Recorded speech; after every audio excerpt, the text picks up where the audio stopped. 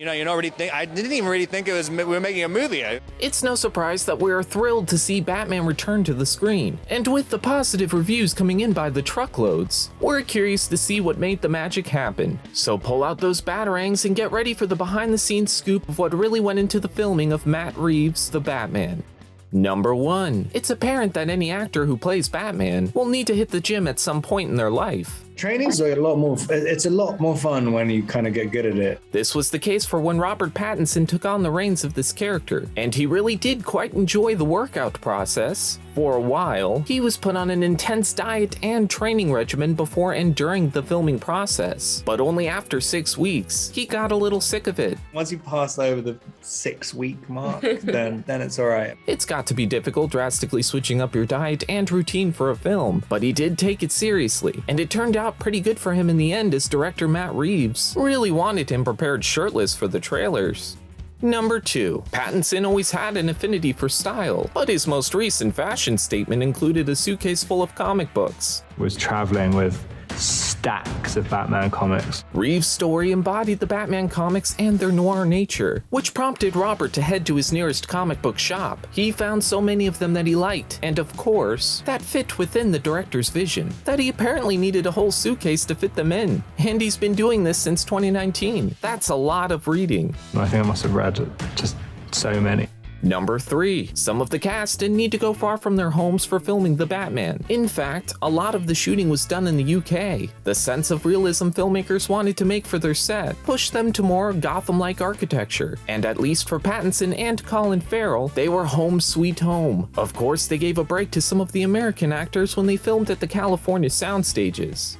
Number 4. Every time a new trailer came out, we got to see a new look at the extravagant set designs by production designer James Chinland, and the cast was just as mesmerized. I've never seen Gotham look so much of a character. It kind of felt like stepping into a different world every time cast members and crew went to work, and even helped form a lot of the great performances we get to see. As they wanted to create the most realistic looks for the film, they chose a lot of landmarks throughout the UK, but the real work came in when they built the interiors at sound stages in California. Wayne Manor in particular was so convincing that it just set the tone for the whole idea of the production design aspect.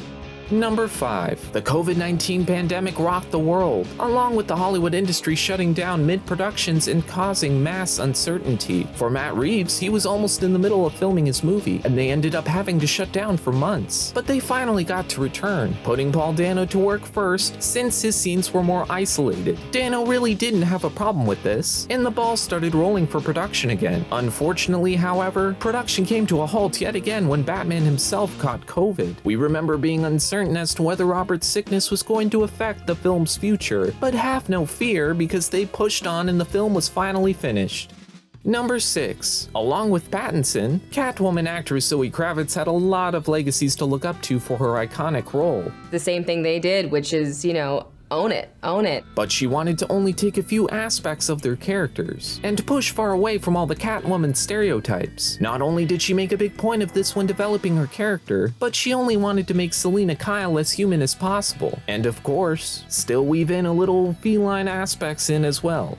Number 7. This one doesn't surprise us all that much, considering Penguin's makeup design from the trailer even kept us guessing as to who it was. The cast and crew were pretty dumbfounded when Colin Farrell arrived on set in his Penguin prosthetics, that even Zoe was not accepting it. It was probably Farrell's brilliant acting and amazing makeup that just convinced her that it couldn't be him, and she wasn't the only one. Jim Gordon actor Jeffrey Wright had a few words about his initial look of Colin. I walked right past him. Farrell ate this up and always took advantage of his new look, and even got a leg up on the acting method with the prosthetics. Number 8. It's hard to kick off an intense action film with a flirty fight. Pattinson and Zoe both had some issues selling the brawl. How to do a flirty punch.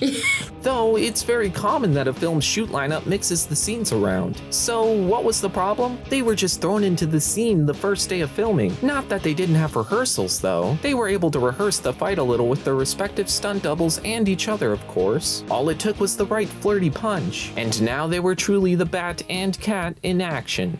Number 9. Sometimes parents can overstate their child's achievements, and even though Zoe Kravitz earned such a legendary role, her father may have told his friends about the wrong movie. Dad, it's the Batman. I know you love me, but it's the Batman. Lenny Kravitz was uber excited to tell all of his friends and family that his daughter was the star of, not the Batman, but of the Catwoman. So cute that her dad is showing the love. But poor Kravitz felt a little parental embarrassment when it leaked to the press. Number 10. Wearing a heavy costume, delivering lines, and fighting under hot lights is enough to make anyone exert themselves. Which was directly in between. It would drop directly between Zoe's eyes. Once Robert initially put on the costume, he felt so much power and thought he could do anything. But when he actually had to physically fight in it, the sweat started to rain down on his co-stars. It really got Kravitz when they started filming the more intimate fighting scenes. But she knew how much it bothered Robert, and that they simply just couldn't get around that. Number 11. We know that this realistic take of the Batman means that everything has to be real, and Robert really has to get close to a real-life bat in one of the scenes. It's one of the strangely difficult scenes. As Batman follows Riddler's clues, he comes across a cage with a message that is guarded by a bat. Maybe Bruce Wayne was facing his biggest fear, but fortunately for Pattinson, he kind of likes the little creatures. The only hard part for him was trying to wedge his big suit arm into the cage. They look so awkward. You're like, oh! Number 12. There were so many cool aspects from the trailers we got to see, but one of the most chilling by far was that cryptic letter from Riddler to Batman. Sometimes actors are able to make their own props. Paul Dano actually did try to write his own letters, and they were promptly dismissed. No, I think we tried my handwriting. Dano recalls it as more of a team effort between himself and the crew, but we think he should just trust Reeves' judgment on this one. Number 13. It's been said amongst cinematographers that effectively lighting the Batsuit is the biggest achievement, and who couldn't have done it better than cinematographer Greg Fraser, who had already achieved lighting Star Wars Darth Vader, but this was a process he was not ready for, and took days to finally achieve the look. He works really above and beyond to do what he does. Number 14. You have to give a little show and tell when you get that perfect makeover, and Colin's Penguin really wanted to show off with an oat milk latte. Not that Oz isn't a big drinker, but he does have Oz does have a sweet tooth. During initial makeup design, he snuck off to his local Starbucks to get a very unlikely villain drink. Ordering in that Gotham crime lord accent was more than enough to get looks from other customers, but he obviously enjoyed every minute of it and really needed that coffee. Number 15. Out of all the possibilities in the universe, Carmine Falcone actor John Turturro has a son who works for DC Comics. And of course he turned to his son for advice and approval, giving him all the necessary inside info to prepare for the character. And when he was asked if his son liked his final performance, Thumbs up. Yes, I'm relieved and very happy. So yeah. there was a lot of hard work that was put into the making of the Batman, and also a lot of funny moments with the cast and crew. So now that we got some inside info behind the scenes, are you ready to finally see it in theaters? What is your favorite on-set moment that you are excited to see play out in the final film? Leave a comment below.